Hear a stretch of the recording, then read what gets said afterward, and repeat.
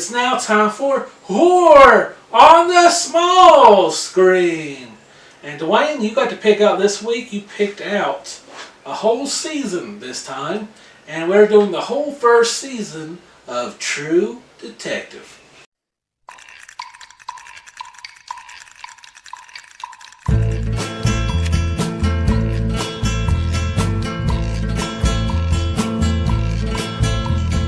From the dusty mesa, a looming shadow broke, hidden in the branches of poison creosote. She twines his spine up slowly towards the boiling sun. Then when I touched her skin, my fingers ran with blood.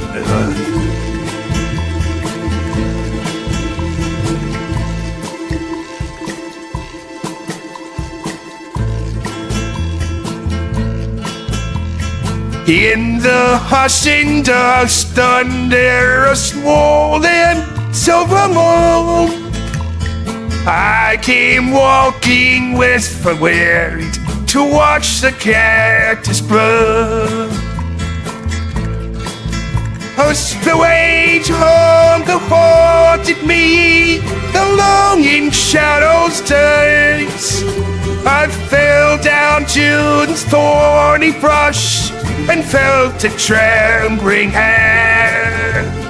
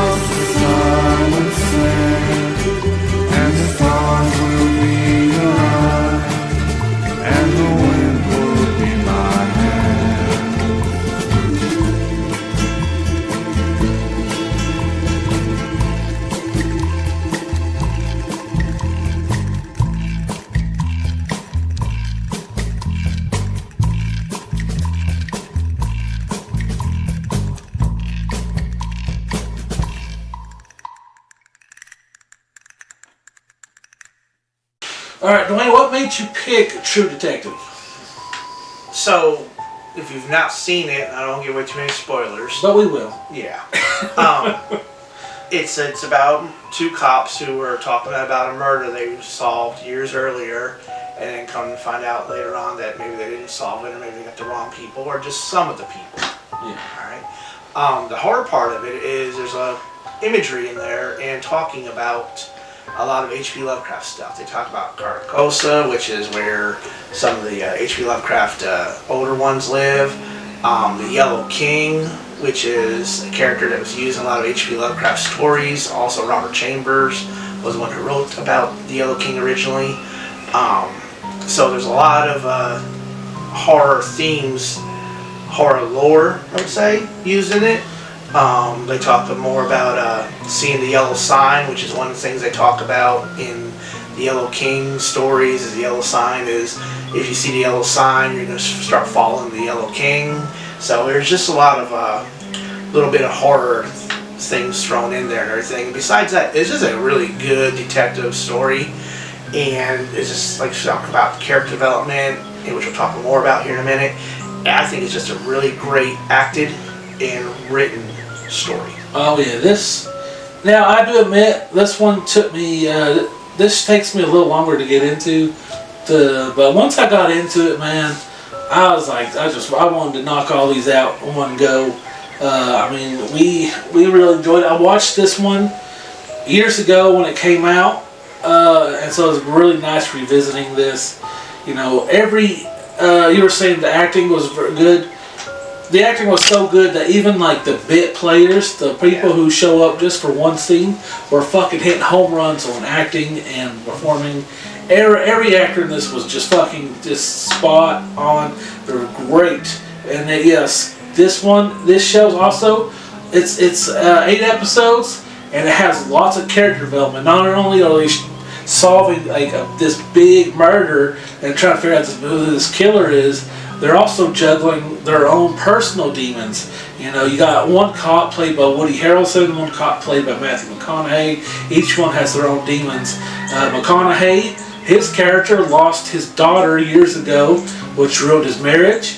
And then Woody Harrelson is having an issue because he, I guess it's a hard time putting his family over his own needs. And, you know, both of them have a different arc, and I think both arcs ended very well. And also was very intrigued in the murder case as well. So you got a lot of things, you know, it's had a lot of great things spread all over, and I think they balance it evenly with horror, drama, and, you know, their love lives and family lives. It is just such a good balance, and I don't know, it's such a great show. I absolutely love it. No, okay, my turn. All right, so we talk about this. The character development is awesome. How it kind of goes is sometimes when a case happens and some more evidence comes up, they reopen the case. That's kind of how this is going. Yeah. Some people are going to say, hey, you know, these guys won some citations and got medals for solving this case about some guy or two guys that were kidnapping children and killing them. Yeah, and there's like new murders that are almost identical to the ones from they solved years ago. There's also 3 different time periods in this show. There's 1995, I think like 2002, and then 2012 or 11. There's 3 different whole time periods that this whole show takes place. So this whole thing takes up like 2 or 3 decades for this guy, this whole story. We talked about the character development. Like you said, the one guy, Russ, is Matthew McConaughey's character. Like you mentioned, his daughter got killed, and it kind of ruined him and his wife kind of drifted apart. So he's all dedicated to work. There's some scenes in it where you see those little things that say, oh, some guy can actually live like this, where it's just like a TV and a bed and like a lawn chair. Yeah. That's pretty much what his house is. He's got like a mattress on the floor, and I don't think he has any furniture. I don't even know if he had a TV or something. No. And then on the other hand, Marty, you know, he's married, he has 2 daughters, but his issue is, like you were saying, he puts his personal needs before his family's. You know, his wife does good things, his kids are in school, and he just is out chasing girls and getting drunk. And I understand he says that a guy's got to blow off steam somehow before he gets home to his family, because you don't want to think about being, you know, a murder case and just automatically shut it off and walk into your family still thinking about a murder case or something. Yeah.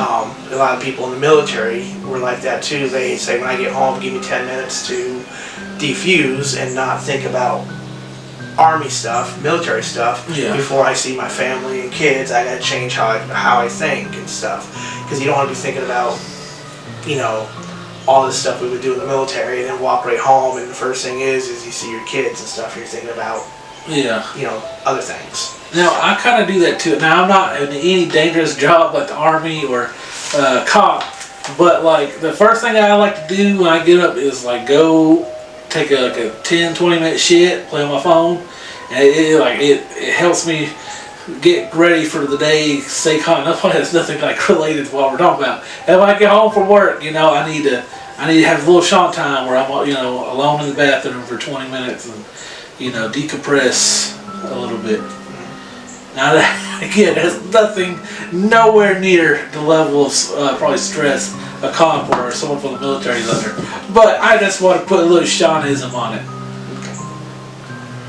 So what else happens is, after they solve this case and, you know, they get all these awards and everything, they kind of have some differences of opinion. Yeah. They kind of fall out. Something happens and they end up getting in a fight, and Russ ends up quitting and leaving town for a while, and then you find out later that, like you were saying, there's still some murders happening, and these two other detectives are trying to see what's going on. They want to know what happened on their case, how if they solved it, these things are still going on, and they start questioning what happened and things like that. And ends up being that draws Russ and Marty back together Yeah. to maybe realize that they did not get everyone. You know, they killed two of the killers, but maybe there's somebody else still killing. And there's cult references in the thing, and you find out later that, yeah, there's a cult of people who are out there raping and killing kids, and they're using all this H.P. Lovecraft imagery in it and everything, so... And the scary thing is, a lot of these guys were like in power in the government, and you know they're buddies with each other. So you know, if one person gets in trouble, someone else in another area can like make things disappear. And I was like, boy, howdy, ain't that fucking realistic? That is probably the most realistic thing ever. And then probably the whole episode is probably like the most realistic thing you'll find. I was like, because. I see that stuff at my work all the time, you know. This guy's friends with this person. Never happened. Yeah, they go into that. They're like this one family that's involved in it. One's like a preacher, one's like a cop, one's like a governor or something, or some politician. And you find out later that, oh yeah, they had these other cousins that did this, and it's like the whole family's rotten. And they're all using the other ones to cover up what the other ones are doing. There's always one covering for another one, and that's what most of the season is about. Is kind of figuring out how much some family knows about what's going on and everything. And like I said, it's really in depth. There's like a lot of layers to this. Yeah. Now, again, Woody Harrelson and Matthew McConaughey are the stars of this. Boy, these guys really shine well together. Also, I mean, I'm going to kind of go into little spoilers. When he finally meet, like, the big killer, the Yellow King killer, dude was fucking huge and massive. I just love the visuals of them going after him in that, like, those fucking catacomb area. That was just fucking awesome. And I kind of, at the end, they both had good endings. I felt like they wrapped up their characters so nicely. You almost want more with the characters because you really get, but their story arcs ended so well. It's probably a good thing they don't continue with it. And it's just such a well balanced and great show. Kind of like tied nicely up in a pretty box. It takes me a while to get used to the jump cuts. Figuring out like, wait, what? They keep jumping time a little bit, but really besides that, it was great. Dwayne, your final thoughts and reviews or anything else? Like you're talking about the jumping cuts from time, like they're telling the story this time, then they're telling this time, then you see it like it's actually like in the present, which at that time would have been like 2012. Yeah. I like the callbacks because in one of them they go to like a prostitute's brothel. And you find they talk about one of the girls there might be underage, and later on you find out that Marty runs into her later, like 10 years later or so, down the line. And the same thing with the actual killer. You see him early on in the series, but you think he's just some guy that people talk to and walk away from, and you find out later that he's one of the killers, and it's like all these characters you meet later on, they have more significant roles later on. The only con I have, and there's like two small ones, is the scene with they talk about Russ going undercover for a long time in a biker gang, and there's an episode where almost the whole episode is about him trying to get back in with these bikers to figure out who was cutting meth and stuff like that, and selling the meth to that family, the King and Yellow family. And I think anything that could have been left out a little bit is very intense. There's a big shootout, a big chase scene. I read somewhere where they did that like in one take. The whole thing was like one long take, and they did it perfectly. But it's like that didn't really contribute a whole lot to the story. I mean, they did.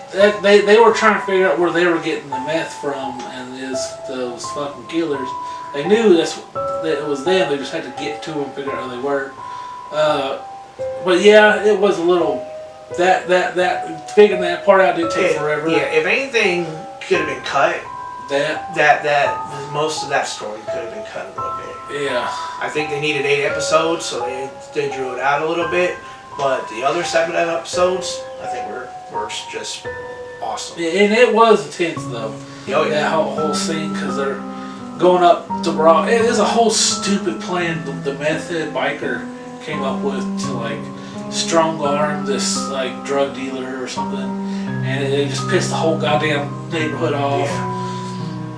But yeah, I agree that whole little chapter there, it could have been wiped or something, or at least shortened in half. Yeah. The other thing I had was at the last episode when you meet the killer. Some scenes he's talking like he's got like a southern accent. Yeah. Then some scenes he's talking like he's got a British accent. I think he's just fooling around with. I think they were watching TV. And he's just copying. Yeah. That's how I thought of it. But if you didn't know that, you didn't know that he was like trying to imitate somebody else, maybe try to change his accent so people know where he's from. That, you know. Yeah, like he was talking with his sister, and he had the British accent, trying to act all fancy. But then when they went to start fucking, he asked his sister to tell a story of her getting molested by their grandfather, and that's what turns him on.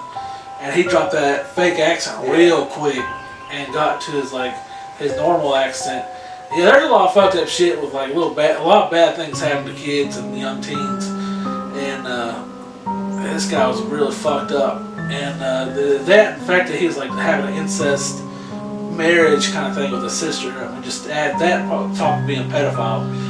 So this guy, he's a pretty fucked up killer. But yeah, Dwayne, what's your final thoughts here? So, not counting the part that they had to have that biker scene in there, and this is a solid 9. Ooh. Good. I mean, it's really good. Like I said, it's just everything we've said: the plot, the characters, the acting, the story, everything is really, really, really almost perfect on there. Yes. I cared for the characters. I cared for their backstory.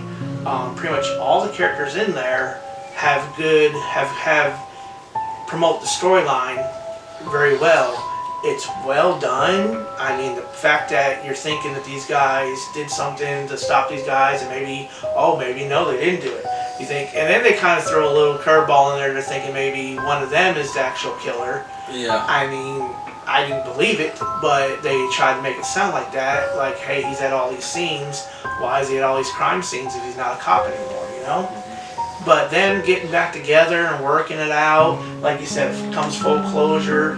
They go from when they first are meeting to get on this case to the end of the case to, hey, we got to get on this case again because it didn't end correctly. They didn't do it right. And then they at the end when they actually get the last killer and everything, and you're like you said, it actually ends where it's supposed to end. There's no like part 2s to this storyline. Yeah. It's just really good and it tells a whole story. So you're giving it a 9? I get a 9. All right.